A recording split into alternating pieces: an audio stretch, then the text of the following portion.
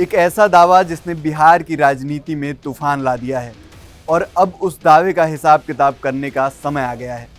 प्रशांत किशोर ने कहा कि अगर नीतीश कुमार की पार्टी जेडीयू को 25 से ज़्यादा सीटें मिली तो वो राजनीति करना छोड़ देंगे, लेकिन जेडीयू ने उनके उम्मीद से कहीं ज़्यादा सीटें हासिल कर ली हैं। अब सवाल ये है कि क्या पीके अपना वादा निभाएंगे या फिर यू टर्न लेंगे। आइए जानते हैं इस पूरे मामले को विस्तार से।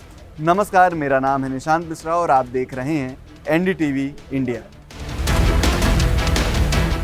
चुनाव से पहले प्रशांत किशोर अपनी सटीक भविष्यवाणियों के लिए खूब जाने जाते थे।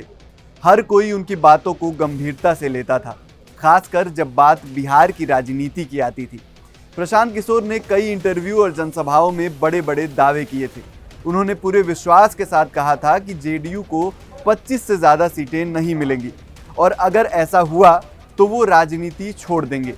ये कोई छोटी बात नहीं थी, ये अपने आप में एक बहुत बड़ा बयान था। आपको याद दिला दूं कि उन्होंने क्या कहा था। प्रशांत किशोर ने कहा था कि नीतीश कुमार नवंबर के बाद मुख्यमंत्री नहीं होंगे, कोई नया मुख्यमंत्री होगा। जेडीयू को 25 से ज़्यादा सीटें नहीं आएंगी, लिख कर ले लीजिए। अगर आई तो मैं राजनीति छोड़ दूंगा। एक राजनीतिक रणनीतिकार के लिए इस तरह का दावा करना और उस पर अपना भविष्य दांव पर लगाना, ये वाकई चौंकाने वाला था। लोग सोचने लगे थे कि क्या सच में पीके की भविष्यवाणी इतनी सटीक होगी। अब आते हैं बिहार विधानसभा चुनाव के नतीजों पर। जो हुआ वो प्रशांत किशोर के दावों से बिल्कुल अलग था। आंकड़े साफ साफ बता रहे हैं कि नीतीश कुमार की पार्टी ने जबरदस्त प्रदर्शन किया है।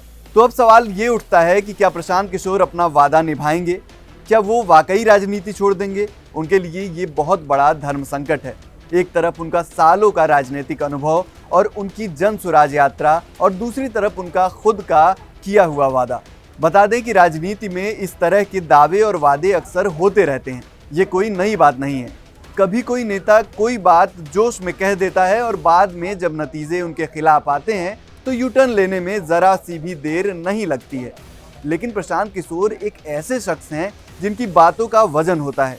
उन्होंने खुद को एक विश्लेषक और रणनीतिकार के तौर पर स्थापित किया है। तो अब अगर वो अपना वादा निभाते हैं और राजनीति छोड़ देते हैं तो ये बहुत बड़ा संदेश होगा।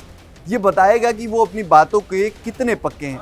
लेकिन अगर वो यू टर्न लेते हैं तो उनकी विश्वसनीयता पर सवाल उठेंगे। लोग कहेंगे कि ये भी बाकी नेताओं जैसे ही हैं। अब सोचने वाली बात ये है कि क्या पीके इस स्थिति से निकलने के लिए कोई नई दलील पेश करेंगे? क्या वो अपने बयान की कोई नई व्याख्या करेंगे या फिर कहेंगे कि उनके कहने का मतलब कुछ और था? ये देखना दिलचस्प होगा कि वो इस चुनौती का सामना कैसे करते हैं।